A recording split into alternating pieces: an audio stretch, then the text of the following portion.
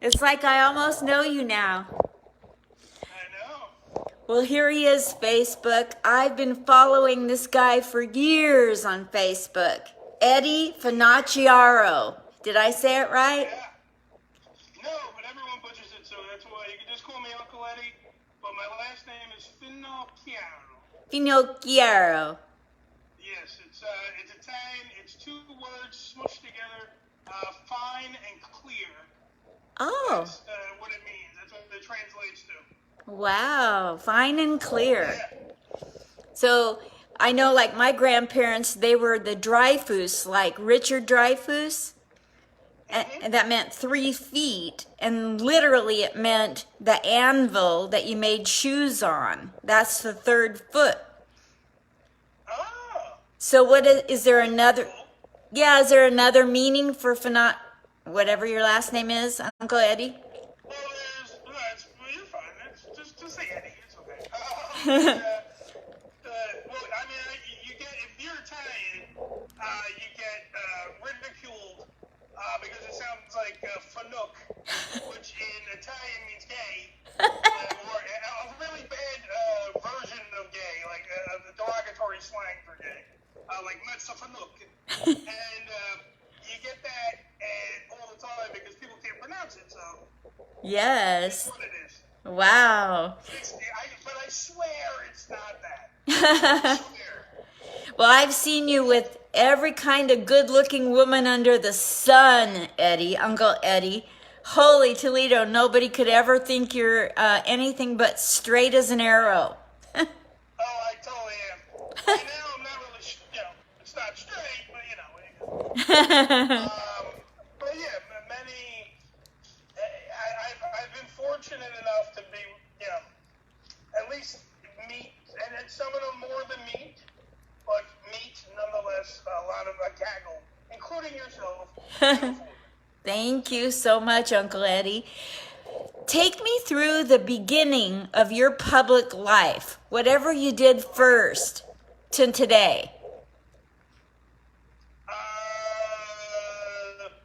Had a lot of dead-end jobs. Worked in retail a lot. Well, not retail, supermarkets and movie theaters and all that kind of stuff. Uh-huh. Then I went to broadcasting school. Okay.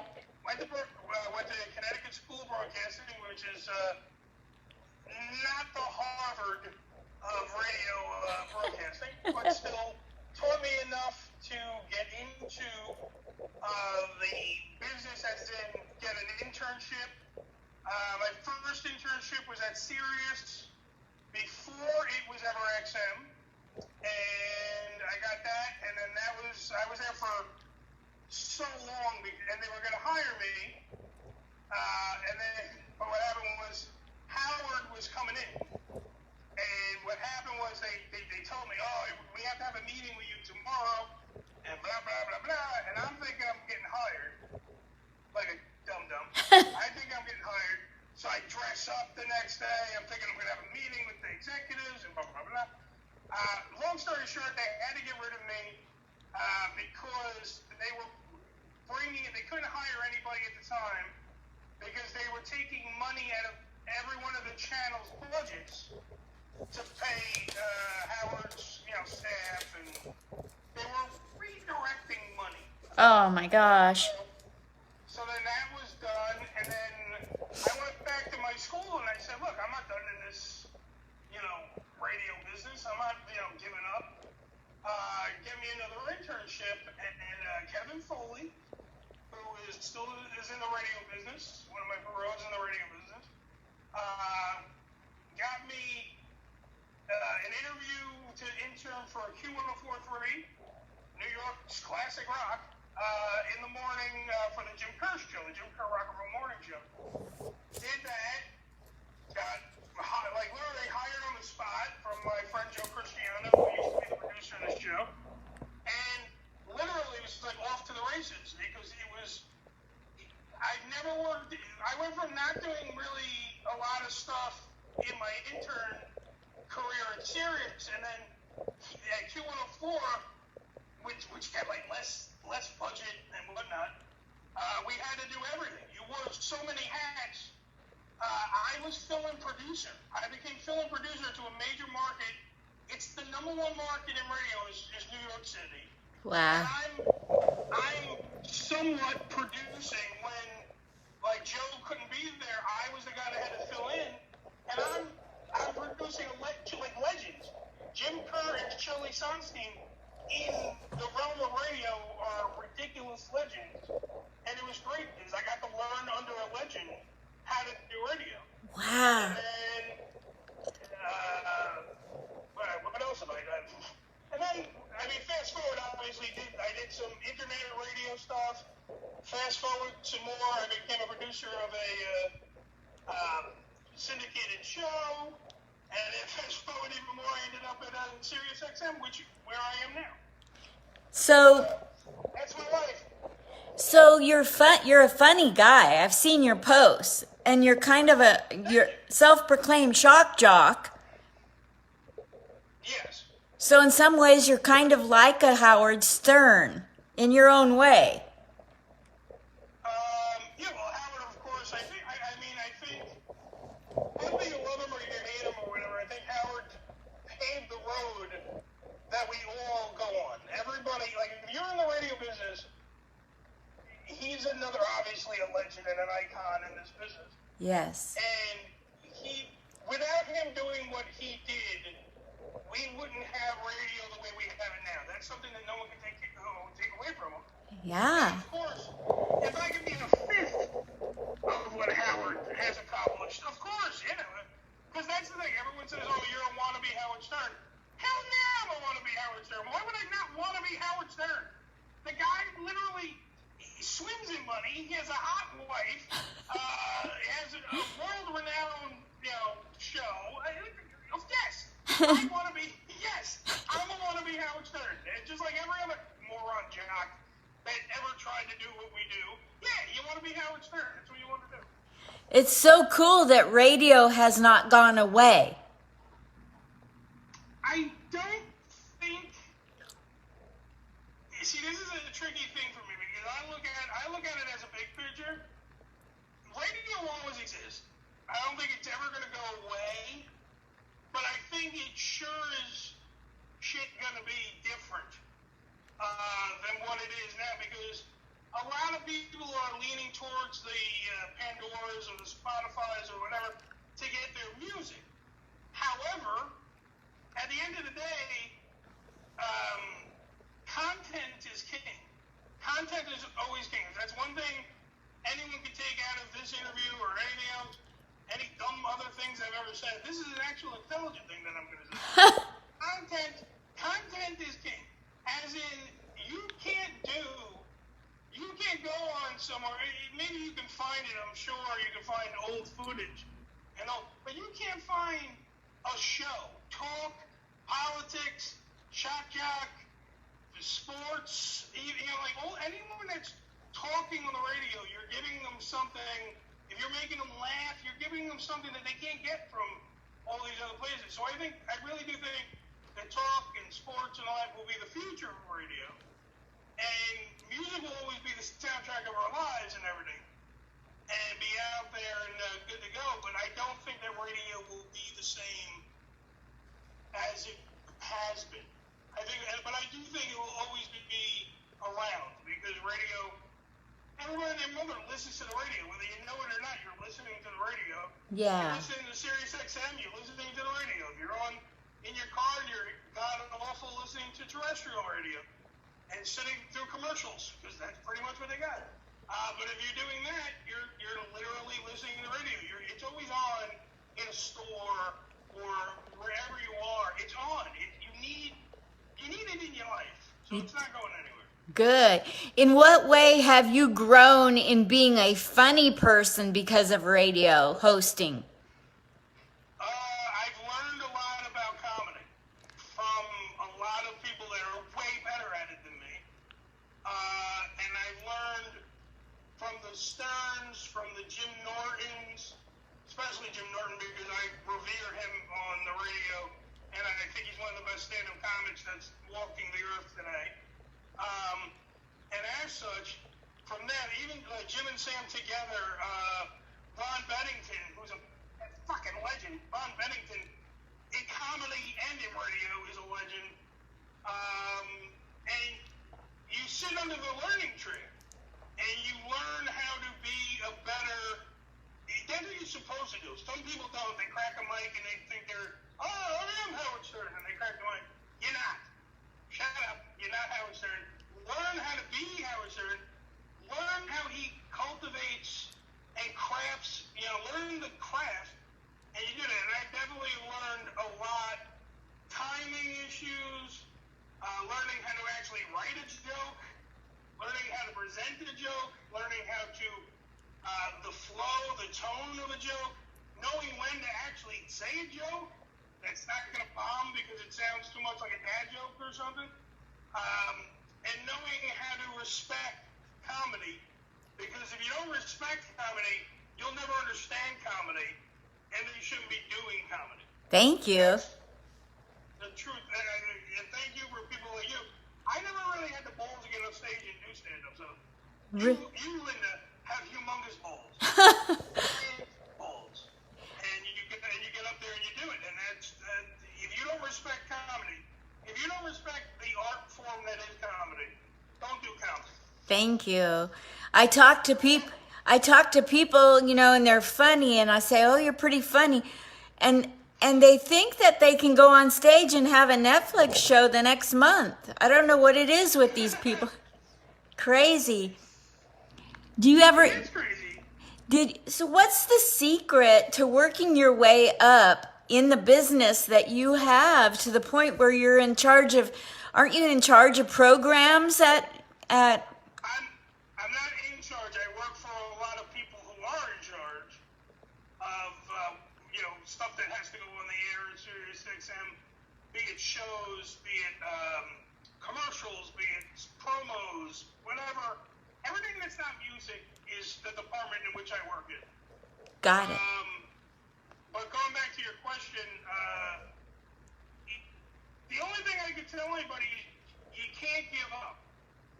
A lot of people give up. They don't, like you're saying, they go on stage and they want a Netflix special, and you gotta be like, okay, you're a fucking moron. If you think you're gonna go, if you haven't paid your dues and busted your ass and had to deal with all the shit that is in this business because it eats you alive. It eats you alive. It will, and I remember one place where I worked, Goom Radio. Goom Radio was an internet-based company. It was like Sirius XM, but for the internet. And a lot of the young kids that were in there, and I had done a lot up until that point, but I was still there busting my ass because I didn't want to leave the business abruptly. I felt like it was still more for me to do and whatever.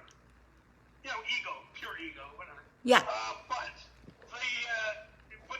I literally had a conversation with these kids, and I'm like, you're not going to make it in this business because this business is an animal and just eats. It nonstop eats at you, and if you just give up and go, okay, eat me, and you're gone, you can't ever take your shot because you gave up already. Yes. So that's the one thing, it's perseverance. You got to keep going, even when morons around you say, stop, what are you doing, give it up, screw your dreams, blah, blah, blah, blah. Tell them to F off and keep going. Just keep going. And something will happen.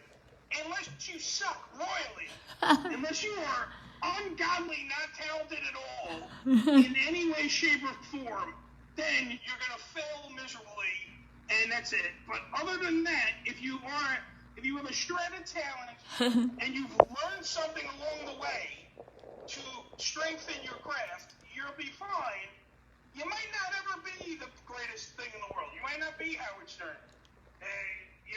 I'm still trying. So, you can't give up. That's the whole thing. Just don't give up. Perseverance. I love that. So, what are some of you've worked around a lot of legends and celebs. Yes. Radio celebs, comedy, they've all come into the places where you've worked for interviews or meetings. Yes.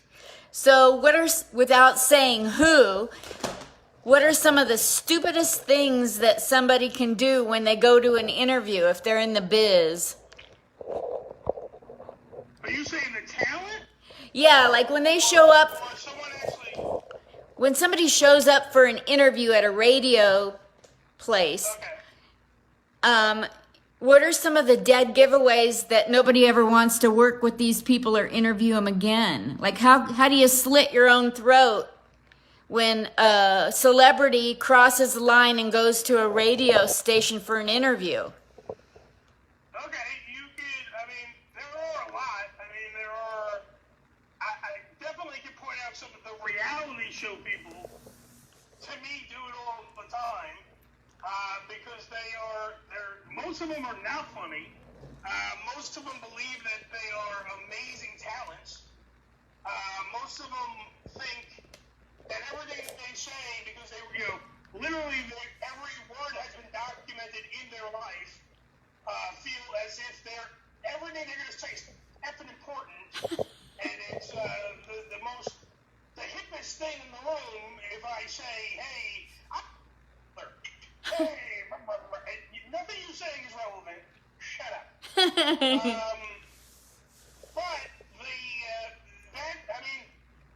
I think it's a two-way street, because the interviewer, the jock, could also cross a line where they're trying to be shocking or whatever, and they cross a line in which they could alienate a talent, and then that talent could also work they could be repped by some talent relations people or some PR person who also represents actual talent, and it could screw you up on your show that way, because then they just go down the list, I'm never doing that show again, blah, blah, blah, blah, blah, blah.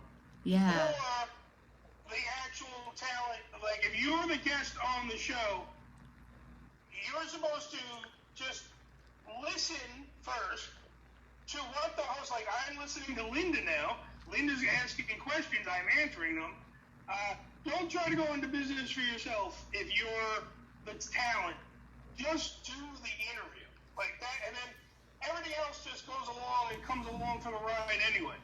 Everything just goes along. If you just stay the course, you'll be fine. I love that.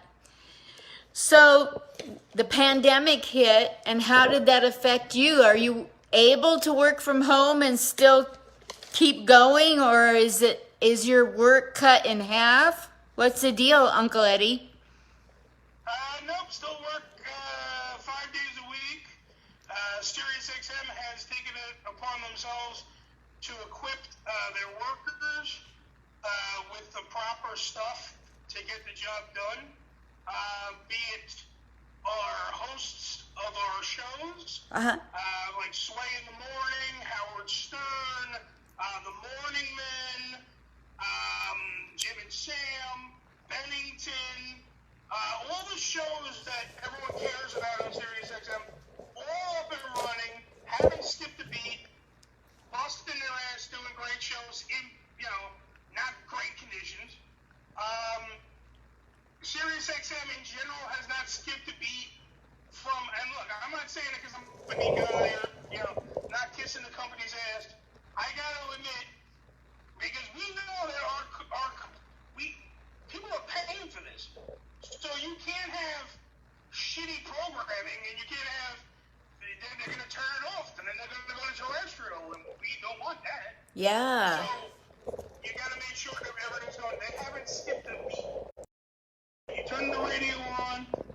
You can listen to the Howard Stern show if you want. You can listen to all these, like I said, Bennington, Jim and Sam, Morning Men, whatever you want to listen to. And if you go down the line, every show is doing it from their homes, but they're still doing it so big name guests. They're not slacking on anything. Like everybody's just calling in. And it actually is, the one thing I gotta say, it's a little better because a guest will call in or Zoom like this or Skype in differently, and you'll get the guest. Or a guest like, I'm in LA, I can't fly over there. Got it. Get them now because they're in their It's pretty cool. You know, I kind of get a sick thrill out of seeing Jimmy Fallon and all the big boys doing Zoom interviews like we are, you know, Yeah. telling jokes to nobody. You know, it kind of does make you go, you know what? Every once in a while, people need to be brought back to their roots, you know?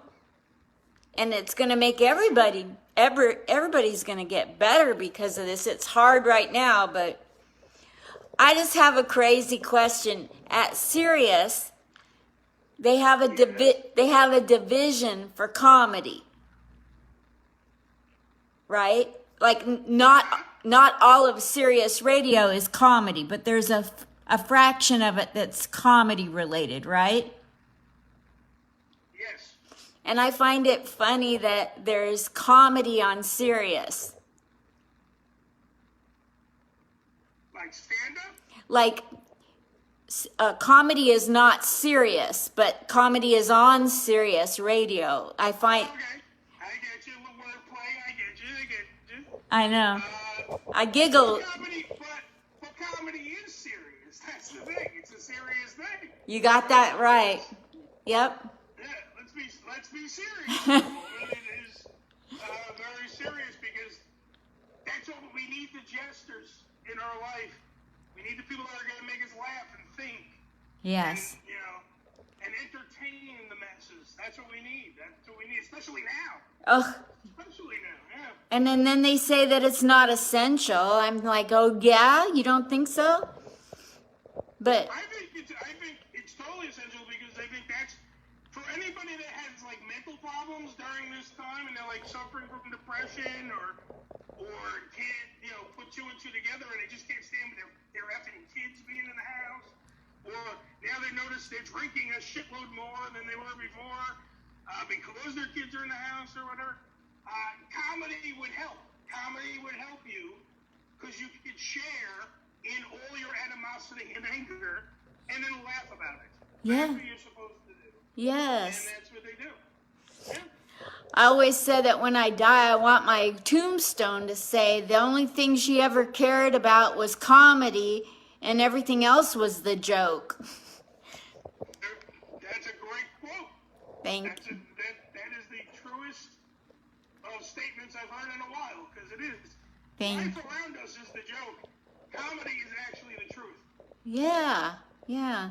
So what kind of things do you have to say to people trying to make it through a pandemic then, Uncle Eddie? Well, Uncle Eddie says that I think everyone needs to relax a little bit. I think everyone is way too high-strung. I think if you are, so stop watching the goddamn news. And stop watching, stop blaming everything on Trump. Stop blaming everything on the Democrats or the Republicans. Shut up. Stop. Take 5 seconds and actually just live life. You can leave your house. You can go outside. It's going to be 80 degrees tomorrow. Go outside. Get some sun. Breathe in the air. The air is not tainted. Okay? You can play with your kids outside. You can read a book. You can watch movies. I said, this is the most fun apocalypse I've ever been involved in. Uh-oh.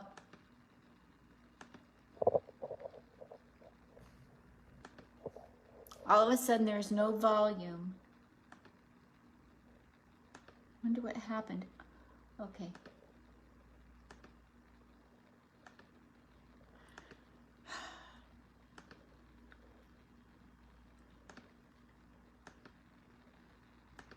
Where did the volume go? You're on now. I can hear you. Oh, good. There you are. You're back. I don't know. Yay! I must have touched a button. Well, stop touching your buttons. I know you're getting excited. All I'm saying is everyone needs to relax and calm down. I know that people are dying, and I know that's horrible. And I have family members that have had it. I mean, and they made it through. Luckily, knock on wood, they made it through. Good. But you can't live. You can't live life. If you're letting life live you, you can't.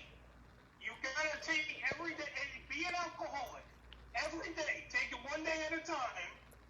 One day at a time, every day. And look, tomorrow's Friday. We made it through a whole week.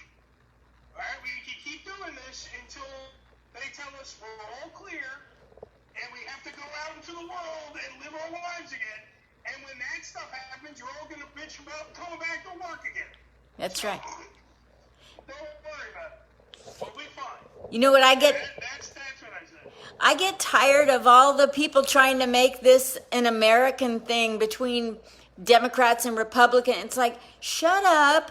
We're going through the worst thing in the world. Can we just get along? Well, that's Matthew McConaughey. He just got pressed. He actually, and this is the first time I think he's ever said something with his shirt on. He said that it seems like to him everybody is turning the pandemic into political fodder, and Yes. like, okay, Trump is to blame for this, and then, oh look, Biden touched this woman over here. He must have had corona on his fingers, or this, like they come up with all these stupid scenarios instead of just living. Just fucking live. You only get one life. Last time I looked. All right, and I'm not wasting it on dumb shit like that. I'm not wasting it. I'm going to walk away. I'm going to walk away. Can't take it. Damn right, I'm gonna walk away. I have a career, Linda, that I have to succeed in to be that wannabe Howard Stern. I can't live it over here with these assholes that are worried about, I think the Republicans are to blame. No, I think that the Democrats are to blame. I don't give a shit who's to blame. Shut up. I'm busy. All right? I got stuff to do. I'm supposed to give you a message from Sarah Andrews. She said, I love Sarah Andrews. she says, tell Eddie that Sarah, the sort of lesbian, says hello.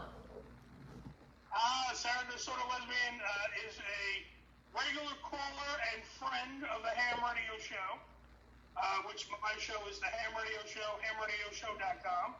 Shameless plug. And Sarah started out on our show as a lesbian. She was married. The marriage didn't work out for, many different reasons.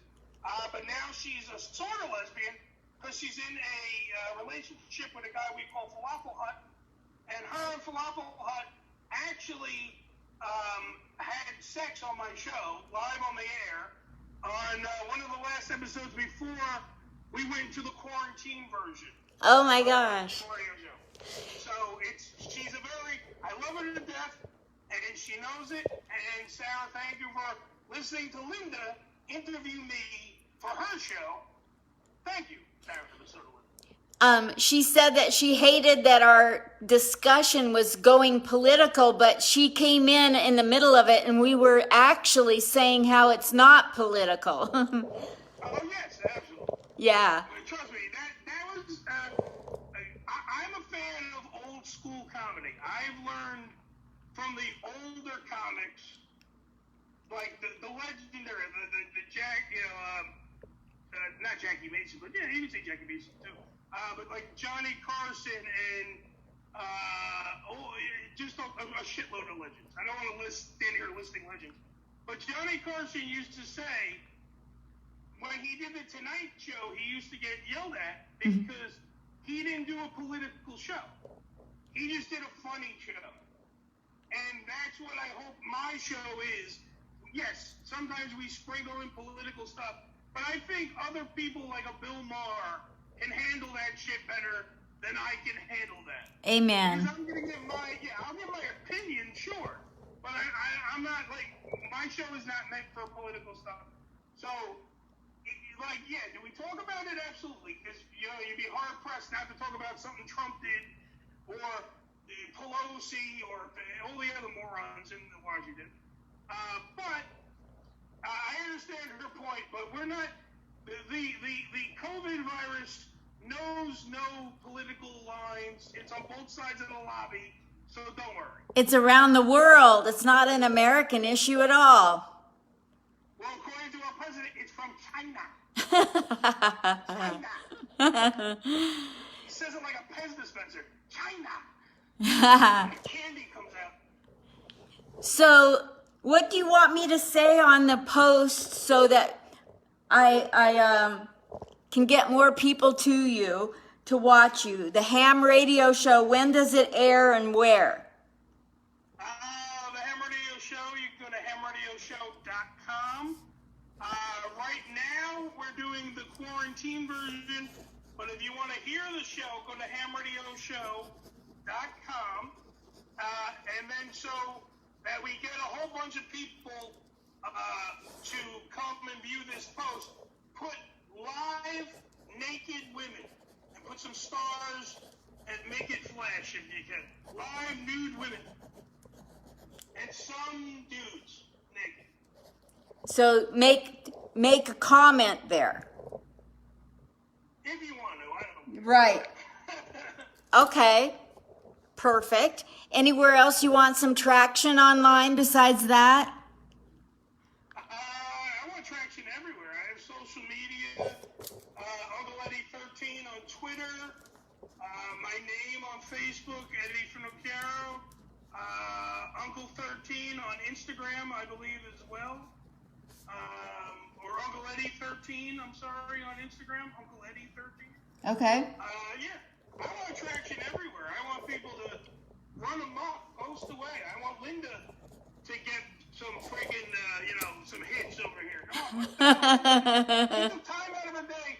She's got Bob Levy coming up next, and she took time out of her day to interview me. Come on now. Be honest here. I'm having so much fun doing this. This is making me want to get out of bed. Like, who wants to get out of bed during a pandemic? Well, if I can talk to other people in the biz, I do. Well, good. See, then every morning I have that same argument. My bed feels great. I don't want to get out of my bed. Thank you so much, Uncle Eddie, for all your time and insights. I appreciate it. I'll post this. Thank you so much for having me. And check it for accuracy. I'll send you a message late tonight. When you get time, check it. And if you wouldn't mind sharing it with your people, I would appreciate it so much. Absolutely. I will share away. You post it, I'll share it. Thank you, Uncle Eddie. Thank you, Linda. Tell Sarah goodbye so she's not mad at me. Bye, Sarah the sort of lesbian. Bye, Uncle Eddie. See you later. Bye, baby. Love you. Bye. Later. Bye. Love you too. Thank you. Bye, baby. What a sweetheart. Go, Linda. Thank you, Sarah. Aren't you the nicest? I tried to keep up with your comments. I couldn't, though. I'm kind of focused. Okay, thank you. Bye.